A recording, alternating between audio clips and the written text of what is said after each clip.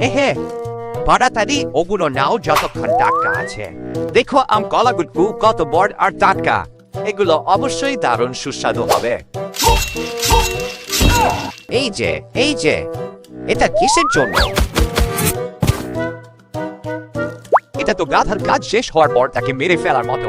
তাই না, আমরা তোমার জন্য এই কলাগুলো বিনা দামে ফরিয়েছি। তোমাদের কলা গাছ একবারই ফল দেয়, তারপরই বারবার বন্ধ করে দেয়। আমরা যদি রেখে দিতাম, এটা নিজেই শুকিয়ে মরে যেত। তাহলে তুমি একেবারে নির্দয়ভাবে আমাকে কেটে ফেলতে যাচ্ছ।